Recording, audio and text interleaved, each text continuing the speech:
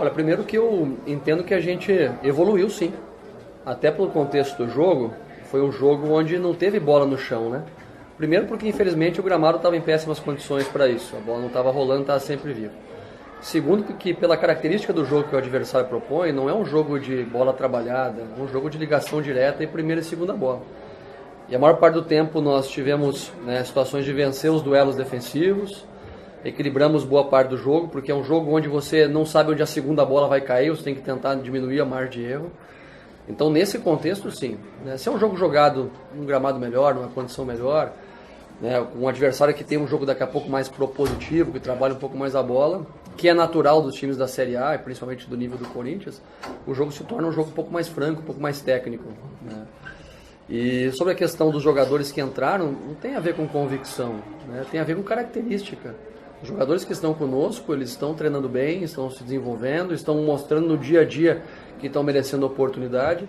E sabendo, por exemplo, que seria um jogo de muita ligação direta, de muita primeira e segunda bola, e uns jogadores de velocidade que o Novo Horizonte tem pelos seus lados do campo, a gente optou, por exemplo, de colocar o Carlos, que é um cara que tem muita imposição física, é um cara que tem essa vitória pessoal nos duelos aéreos, é um cara que tem essa disputa de 1 contra 1, e também hoje foi bem ofensivamente, enquanto aguentou e suportou o jogo.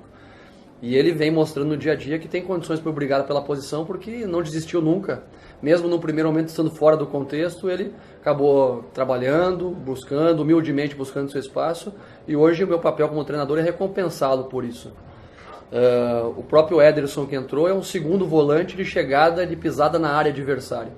A primeira bola que ele recebeu, ele chegou lá na linha de fundo, na primeira combinação. Então, para um time que queria ainda buscar o resultado como a gente queria, eu tirei um primeiro volante que tem cartão amarelo, no caso o Gabriel, que é um jogador de velocidade, um jogador que encurta mais rápido a marcação, que tem melhores duelos individuais de 1 contra 1 defensivos que o próprio Camacho que vinha jogando, e por isso que ele iniciou, para tentar ainda buscar um jogador, botando o Cantígio para a primeira função e adiantando o Ederson ainda para ter a busca de uma bola mais ofensiva, sabe? E como utilizamos 2 jogadores de ataque pelas extremas, 2 jogadores de velocidade, e não tínhamos um outro jogador dessa característica no banco, procurei com o Arauz, que se destacou bastante durante essas últimas semanas, fazendo mais uma movimentação de fora para dentro, quem sabe tentando ser um jogador que ia pegar essa bola no meio campo, ou uma segunda bola, é um cara que tem chute de fora da área, a exemplo do Ederson.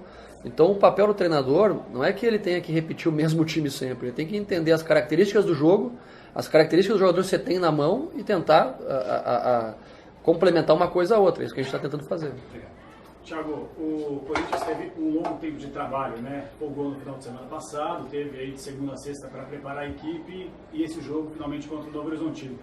Eu acho que a maior parte da crítica vai em cima justamente desse período. Com este tempo que o Corinthians teve para descanso e para trabalho, não tinha obrigação de ter desempenhado um futebol melhor dentro de campo? O futebol, eu acho que ele foi compatível com a característica que o jogo se ofertou.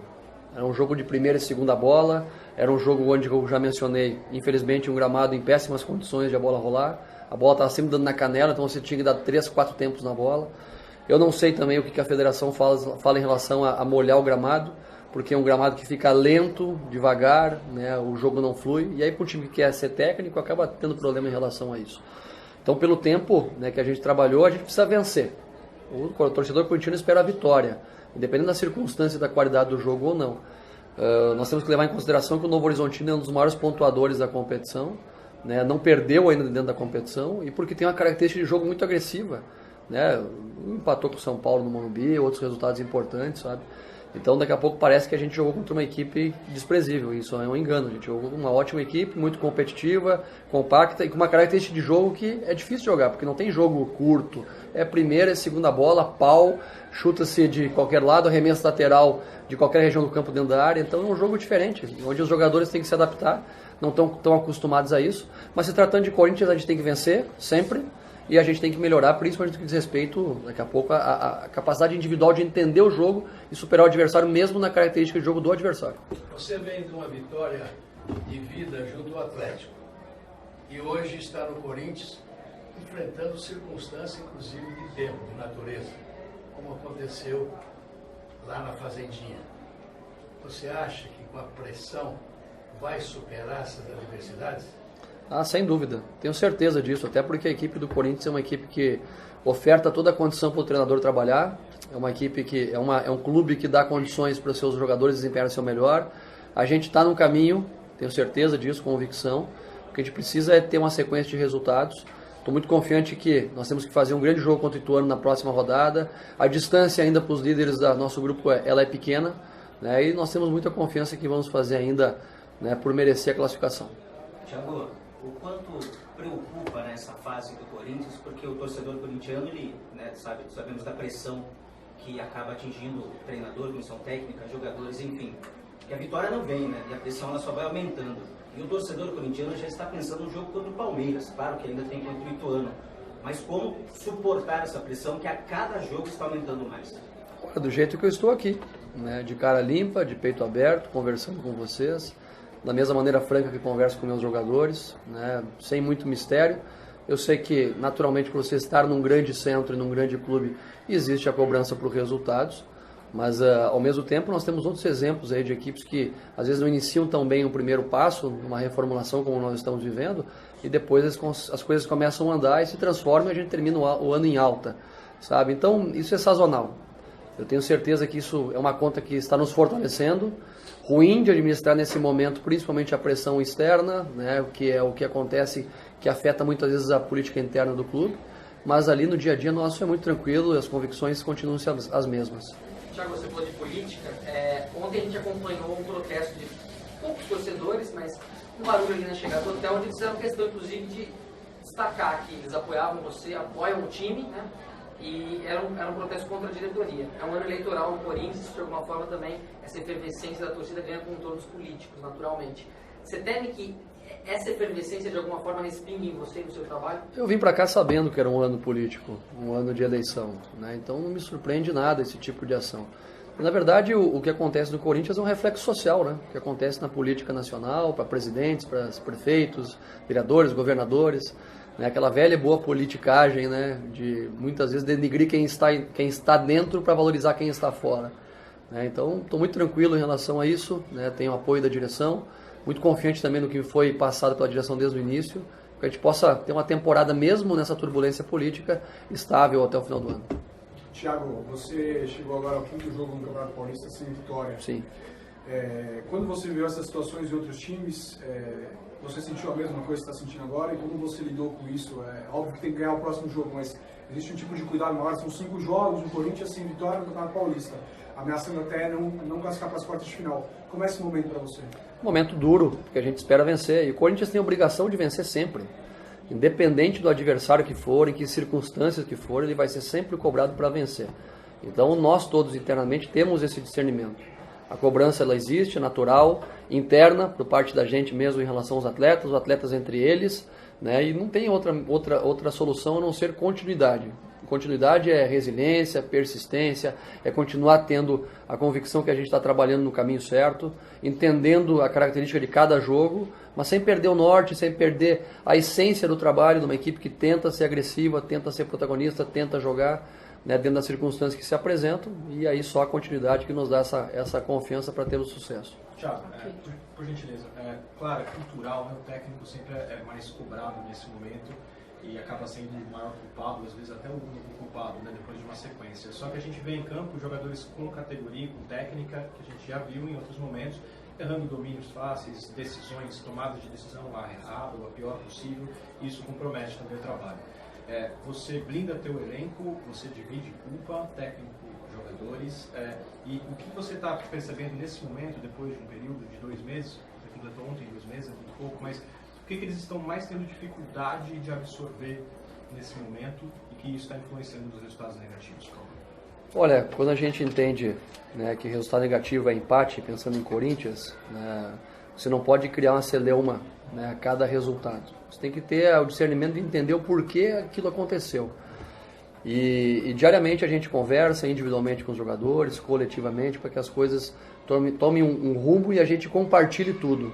Então, internamente, a gente compartilha as cobranças, né, as dificuldades, os acertos. E externamente, né, a gente vive no futebol, às vezes, um cenário de teatro, né? Parece que o treinador vem aqui interpretar para vocês uma coisa, né, de proteção ao grupo de jogadores. São todos caras experientes, caras já rodados, né, que têm bagagem suficiente. E eu não vou colocar responsabilidade no grupo de jogadores, porque nós empatamos com o Novo Horizontino aqui e foi um resultado ruim, né? Se nós estivéssemos na liderança da competição, esse empate seria muito bom, né, pelas circunstâncias que se apresentaram. Como todas as outras equipes empataram em casa, sabe? Então, a gente sabe que a obrigatoriedade é da vitória, mas ao mesmo tempo, né, eu tenho muita convicção no trabalho que estamos desenvolvendo e que o discurso muda muito rápido no futebol, né? A diferença são 3 pontos em 90 minutos. Você vai, às vezes, até em 45.